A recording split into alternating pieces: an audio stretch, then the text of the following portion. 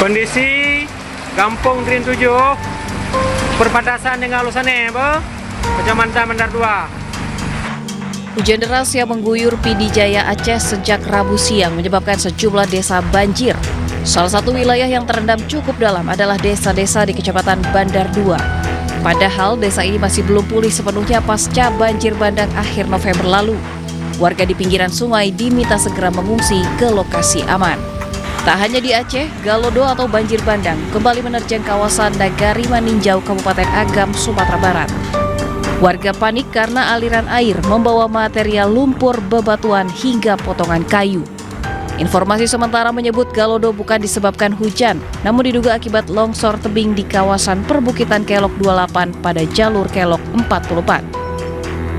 Sementara itu pemerintah terus mengebut perbaikan jembatan kereta api di kawasan Lembah Anai yang rusak diterjang banjir bandang pada akhir November lalu.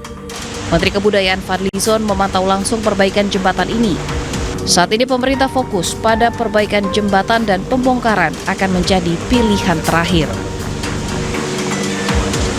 Masuk untuk penguatan ini, dan yang di bawah yang persis di Lembah Anai kita harapkan mungkin sesuai dengan saran-saran dan masukan bisa kita naikkan, jadi elevasinya bisa lebih tinggi sehingga ketika terjadi banjir dari air terjun Lembah Anai itu jalan ini masih.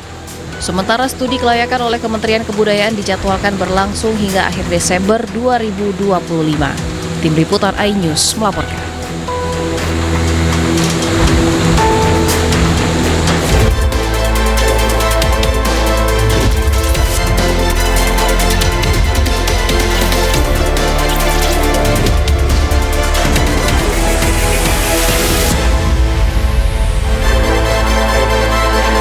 Selamat siang pemirsa, banjir bandang susulan kembali menerjang sejumlah daerah di Aceh dan Sumatera Barat. Sementara itu, Presiden Prabowo Subianto dengan tegas menyatakan siap mati untuk rakyat melawan pihak yang mau mencuri kekayaan Indonesia. Selain informasi tadi, kami juga akan hadirkan beragam informasi menarik dan terkini terkait kebijakan hingga kegiatan para pemimpin bangsa. Bersama saya Syafaati Suryo, inilah Pemimpin Rakyat, Pemimpin Beraksi Rakyat Awasi.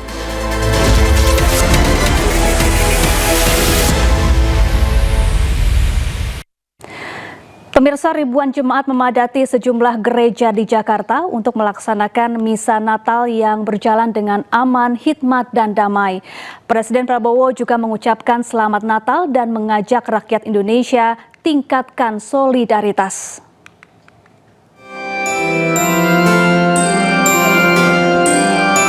Umat Katolik di Gereja Katedral Jakarta menunaikan misa Natal Pontifikal Kamis pagi. Dengan hikmat, para jemaat menjalani rangkaian prosesi misa Natal dan berdoa bersama. Ibadah misa digelar dalam 4 sesi, yakni pukul 8:30 pagi, pukul 11 siang, pukul 4 sore, dan pukul 6 petang. Tak hanya di dalam gereja, kursi-kursi di luar gereja juga dipenuhi jemaat. Adapun tema Natal tahun ini adalah Allah hadir untuk menyelamatkan keluarga.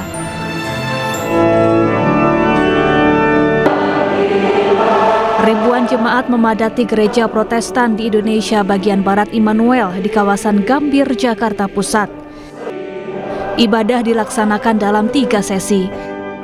Tahun ini tema yang diusung GPIB Immanuel adalah Allah memulihkan kehidupan seluruh ciptaan. Prosesi ibadah Natal di Jakarta berlangsung hikmat, aman, dan damai dalam sukacita.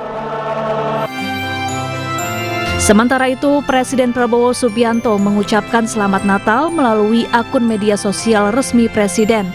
Prabowo mengajak seluruh rakyat Indonesia memperkuat semangat gotong royong dan solidaritas, serta tolong-menolong terutama di tengah bencana. Tim Liputan iNews melaporkan. Kapolri Jenderal Listio Sigit Prabowo meninjau pengamanan misa Natal di Jakarta. 147.000 personel dari sejumlah ormas Islam dilibatkan untuk menciptakan Natal yang aman, hikmat, dan damai.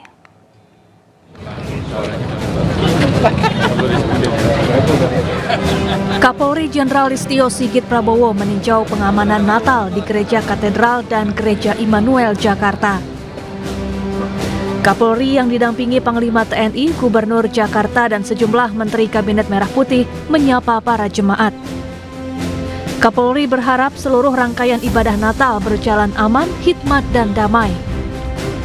Indonesia adalah negara yang besar, negara yang terus menjaga persatuan dan kesatuan. Dan kita berdoa semuanya agar seluruh rangkaian ibadah Misa Natal baik hari ini maupun nanti di pergantian tahun semuanya bisa berjalan, dan tentunya kita titip untuk mendoakan saudara-saudara kita yang saat ini sedang terkena musibah. 147.000 personel gabungan diterjunkan untuk mengamankan perayaan Natal 2025 dan Tahun Baru 2026. Polisi turut menggandeng sejumlah ormas Islam untuk membantu mengamankan Nataru. Dari Jakarta, tim liputan iNews melaporkan. Pemirsa, tahun ini untuk pertama kalinya Kementerian Agama menggelar perayaan Natal. Mereka yang sudah percaya kepada Kristus, biarlah menjadi momen mereka dengan Tadi malam gelaran Natal Akbar digelar di Indonesia Arena Gelora Bung Karno, Jakarta. Acara ini dihadiri oleh 16.000 jemaat yang berasal dari penjuru Indonesia. Dalam acara ini, umat Kristiani mendoakan korban banjir bandang dan tanah longsor di Pulau Sumatera. Selain acara ini, Kementerian Agama rencananya akan menggelar perayaan Natal di Taman Mini Indonesia Indah. Acara digelar 29 Desember 2025. Dengan mengangkat tema Festival Kasih Nusantara, nantinya acara ini juga bisa dihadiri oleh pemeluk agama lain sebagai simbol toleransi beragama. Tapi untuk kita di Kementerian Agama ini juga ada Natal bersama, ya.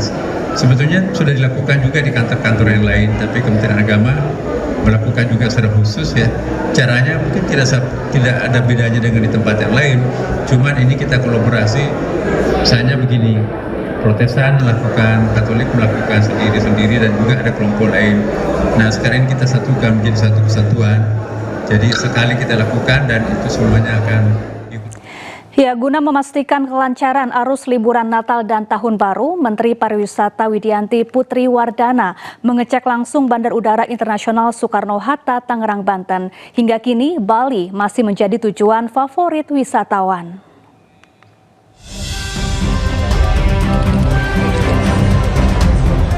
Bertempat di Terminal 1C Bandar Udara Soekarno-Hatta, Tangerang, Banten, Menteri Pariwisata Widianti Putri Wardana beserta jajarannya memantau kesiapan personel hingga sarana dan prasarana di Terminal Bandara Soekarno-Hatta. Selain mengecek kesiapan bandara, Widianti juga mendengarkan masukan para penumpang.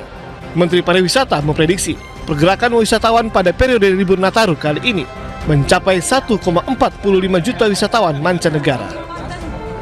Kementerian Pariwisata sudah berupaya banyak hal. Kami sudah mengisyu surat edaran kepada pemerintah daerah, asosiasi dan pengelola daya tarik wisata untuk mengkaji dari segi risiko dan memastikan wisatawan itu aman, nyaman, dan juga memperhatikan kondisi cuaca, bagaimana dampaknya kepada destinasi tersebut.